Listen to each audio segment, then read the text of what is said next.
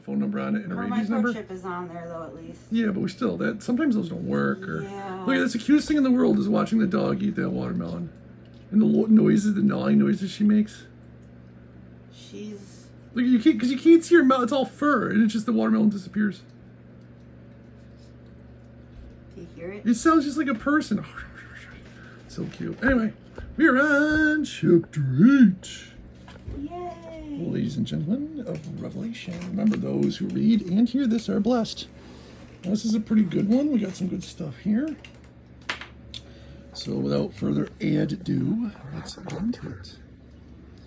And when he opened the seventh seal, there came to be silence in heaven for about a half an hour. Now, I like the gentleman who I watch and I learned a lot from, Bear Independent, is his YouTube channel.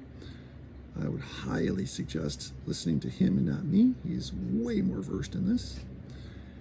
Anyway, I agree 100% with him, and it's just how I pretty much live my life. I am a Bible literalist, meaning, for the most part, when you see it, it's what it means. Obviously, there's metaphor in here, an apocalyptic, nation, all that stuff. So there's just places where you just can't do that. But where there is, that's what I do. And, the good example for comparison is there's a lot of gentlemen out there who are strict literal constitutionalists, like the Second Amendment shall not be infringed, which I 100% agree. So if you're going to do that with the Constitution, a man-made piece of paper, you should be probably doing that with Elohim's law too, I would suggest. That's just me though. That's the way I look at it. And I saw the 7 messengers who stand before Elohim, and to them were given 7 trumpets. Now it's explained to me that it says trumpets, but they probably were the shofars. Like that, kind of look like the horn of a goat, like a mountain goat, like those big, Yeah. circular shaped. Because if it was trumpets, it'd be described as the heart, not the heart, the more. There was a different description. What, opal or something like that? It says in the Bible in other places. Does it? Anyway, not just not to get hung up on that. And another messenger came and stood at the slaughter place.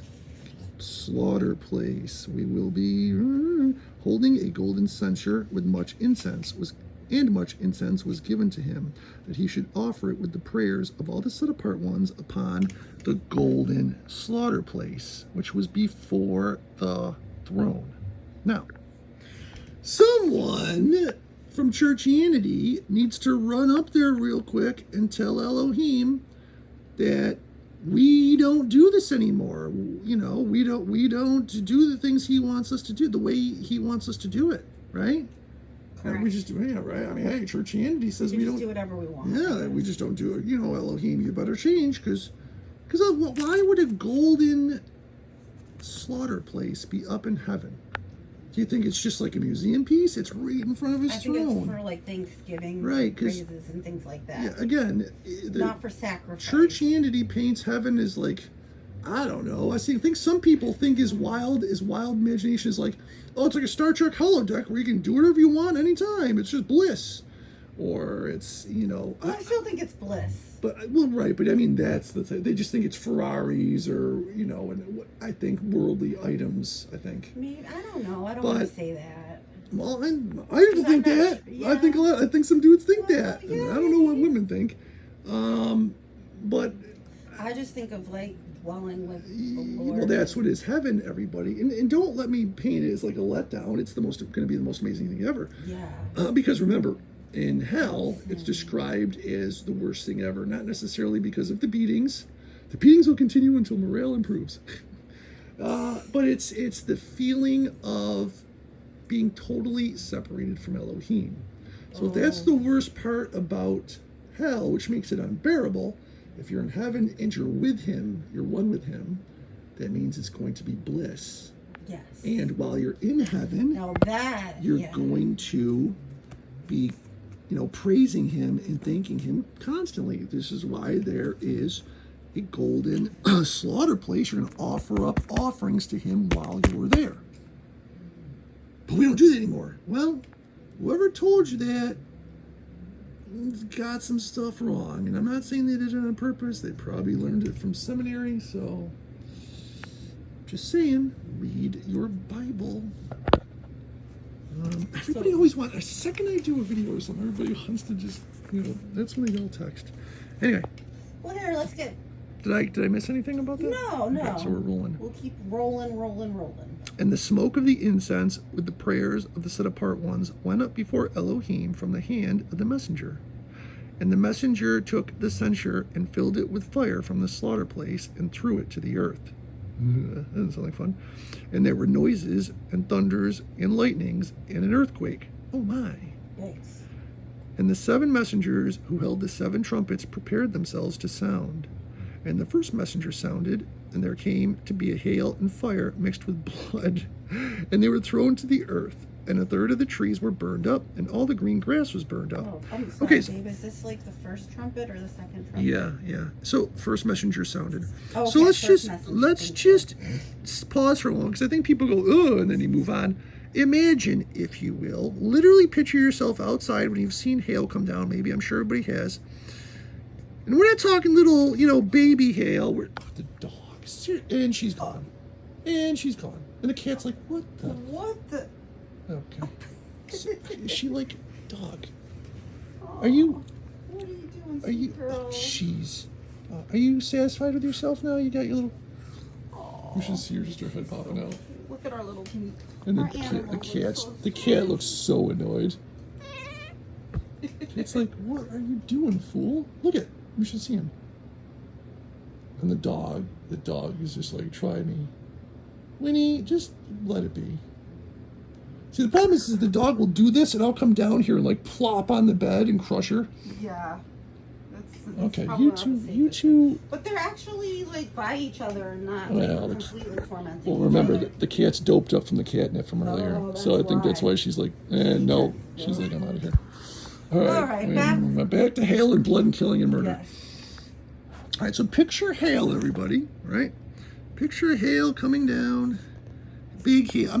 We're talking probably, what was the hail described of in Egypt? Wasn't it like 80 to 100 pound balls of hail, right?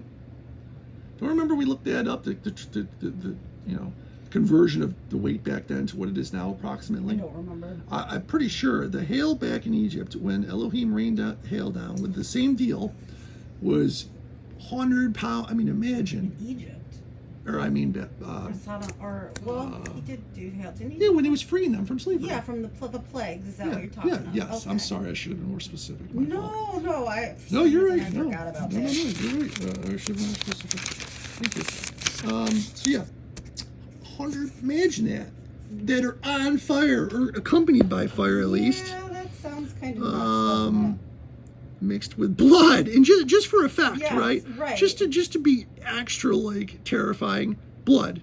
So imagine getting splashed with blood. If you manage to miss the 100 pound like on fire rock ice balls that will crush cars in an instant and go right through roofs. You won't be safe in regular houses, maybe concrete places. No. Well, and then even if you do, the ice balls go in there, they'll set things on fire. So don't be thinking you're just going to run in your house and hide. That's why it says in the beginning they try to run to caves. Yeah, or they try to like commit suicide and they can't Yes. either. So on top of that, you got the blood just for effect. Okay. So a third of the trees were burned up and all the green grass was burned up. Well, All the green grass. yeah, That's so bad. cows eat grass, animals eat grass, Yeah, I so didn't even that's think of going to be a that. problem. Yeah, big problem. And the second messenger sounded, and what looked like a great mountain burning with fire was thrown into the sea, and a third of the sea became blood. So, I don't know if you want to count that as a type of meteor, So wait, the third of the sea became blood as of blood. Yeah. because A giant mountain that looked like a mountain. So, just imagine a huge Mount Everest. Picture Mount Everest on fire. Okay. Just careening through the sky at like Mach 7 and hitting the sea. that sounds insane. Yeah. Yeah, And- that's gonna and, be insane. But I'm not sure it's going to be. It can't necessarily be a meteor though, or traveling that fast. because at a certain speed, it would create such a tidal wave and impact that it would just destroy the whole world. I think. So it would just be a huge, probably be a slow drop of a huge mountain that's on fire, enough to just make a huge crash and blood in the blood, you know. That's just a total guess on my part, though. Right. All right, number 9. And a third of the living creatures in the sea died, and a third of the ships were destroyed. All right, so that doesn't sound like fun. No, I guess that makes sense. Yep. And, sorry, production value. And the third messenger sounded, and a great star fell from the heaven, burning like a torch, and it fell on a third of the rivers and on the fountains of water. And the name of the star is called Wormwood. Ah, here's wormwood. And a third of the waters became wormwood, and many men died from the waters because they were made bitter. Now, I could go and cite several, 5, 6 even, Old Testament passages that refer to wormwood, but I'm not going to do all that. I'll add 20 minutes on the video.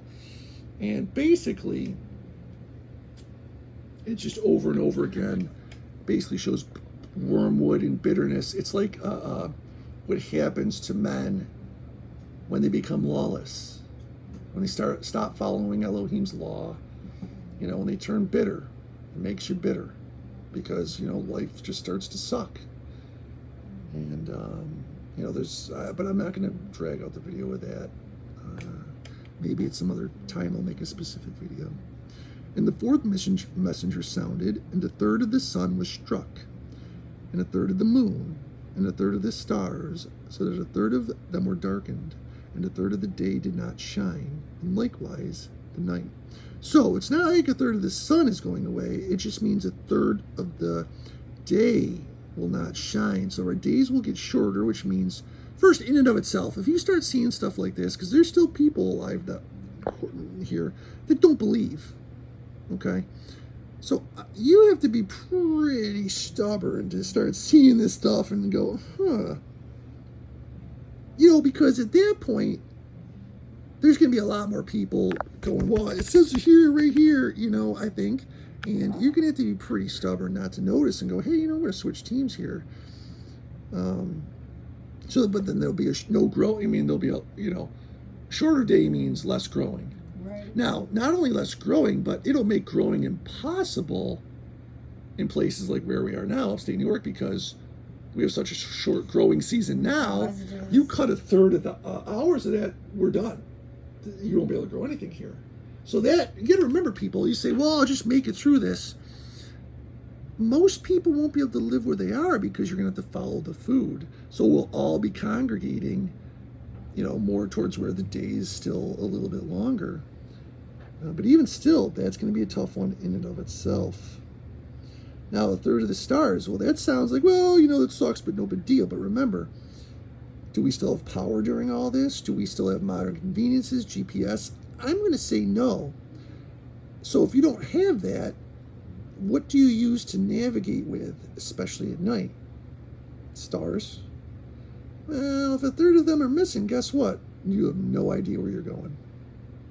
Right? So that's a problem. I mean, you could just, there's just non-stop problems. If you live through this, it's just going to be a rough time. A real rough time.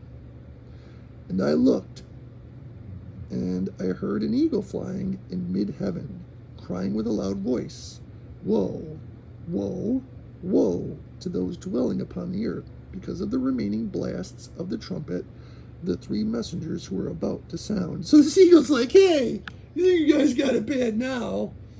Just you wait. I know, that's like the eagle here is like, I feel pretty man, bad. That's not comforting. You guys' ass is gonna get effed up. Yeah.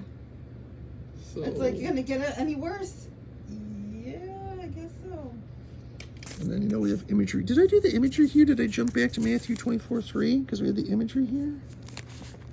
Did I jump back to here? Let me just jump. Because remember, we were talking about the golden slaughter place and people saying we don't have to do this stuff anymore. Well, let me just, because I forgot. I forgot to jump back, didn't I? I don't think you jumped. How terrible of me. So let's just go back to, this is where Yeshua is on the mountain. Let's go right to 24:12. Because this ties in. Because this, remember, he's talking about Revelation back here with Matthew. And because of the increase, okay, well, let's start a little bit ahead. Yeah, this is a little. Because this is when, right, his taught ones come to him Signs. separately. And they sing to us whether this shall be and what is the sign of your coming in the end of the age. So Revelation. So, and Yeshua answering said to them, take heed that no one leads you astray. So no matter what happens, don't listen to any fool. So this is why, again, people, it's imperative that you read this book for yourself, Old Testament, and you know it. Because, excuse me, because then if some clown comes along and says, hey, you got to do this, you're going to be like, well, Bible doesn't say to do that. And you can tell them to hit the bricks. You can't do that if you don't know the book. And don't say you know it, because 90% of the Christians that go to Churchianity don't know it, because I see you guys doing Christmas and Easter and Halloween, and you think we don't have to follow law, and you think you don't have to do works, you think you'll get judged. So you can't say, well, no, you won't. You won't. I'm sorry, you just won't. I'm sorry to be so forward. I'm doing it for your, I'm trying to kick you in the ass so to get going, because I care. For many shall come in my name, saying, oh, by the way, look up Project Bluebeam if you're bored. I am the Messiah, and they shall lead many astray. Pastors do already, in church all the time. And you shall begin to hear of fightings and reports of fightings, wars and rumors of wars. Funny, I'm reading this. This is, what is it, June 22nd, 2025. Israel and Iran were going at it, and the United States stupidly jumped in. So is this the beginning of World War? I don't know. Remember, that's part of the plan, though. Definitely the beginning of a I'm war. not saying, I don't know. Like, I am not going to get even dip my toe into that pool, but just saying. See that you are not troubled, for these have to take place, but the end is not yet. For nation shall rise against nation, and reign against reign, and there shall be scarcities of food, and deadly diseases, and earthquakes in places. God, sounds a lot like what's going on in Revelation. So also, maybe you should, store up some food in buckets, and maybe, something like that. Maybe get some extra antibiotics laying around. Just saying. I mean, do it while you still can. Because even if it doesn't, people think, oh, you're just blah, blah, blah. Well, what if you got laid off? If you get laid off and if money gets real tight, at least you can bust into your food supplies. You laugh and joke, but I know people have done that. And these are the beginnings of the birth pains. Then they shall deliver you up to affliction and kill you, and you shall be hated by all nations for my name's sake. So listen, this one's a tough one. Some of us are going to get it, but don't be afraid, because that just means we'll be with him. There's no way to sugarcoat this one, okay? It is what it is. And then many shall stumble. So many will see Christians getting killed for in Yeshua's name, and they'll be like, yeah, no, I'm not down with Yeshua. I'm down with, Ishtar and, whoever else. And they shall deliver up one another and shall hate one another. So people will get desperate. You think, well, why would they do that? Well, think even now as money gets tighter and tighter, more and more laws come about. Turn your neighbor in. It already happened during COVID. Get a reward. Or you don't like someone and you turn them in. People swat people now. You do that swatting thing. So you just can't sit here and say, well, this stuff will never happen. It's already happening. It's just going to get way worse. And many false prophets will rise up and lead many astray. We've covered that one. There'll be clowns that show up. People will be, looking for a way out. They'll be looking for answers. And, these guys that show up and they're smooth talkers, and they're just going to fool a lot of people. If you know your Bible, that won't be you. And because of the increase in lawlessness. But we don't have to do that anymore. Next time a preacher says that, you just... Lawlessness is not following the commands. Yeah, what's lawlessness? And maybe not even having trust and belief, too. That too, but it specifically says lawlessness. Yeah. And the love of many shall become cold. But this ties it up, he who shall have endured till the end shall be saved. Which means you have to follow what Yeshua says till the end, which means keeping the law. So keeping faith in command. And having faith in him. No matter how scared you get, no matter how bad things get, just profess him till the very, very end. I know, it's not fun stuff, but we have to do it. So, again, don't believe me. Read this for yourself. If your preacher, your local preacher, or wherever you go, is like, we don't have to do this, we don't have to do that, punch him in the mouth. No, don't do that. I mean, you kind of should, but yeah. Because, you know, they're just leading people astray. The book, it says, you can't tell you how many comments I see in Facebook and YouTube that are like, I mean, it's terrible. They say, we don't have to do the law. You have Christians who still follow the law are falling from grace.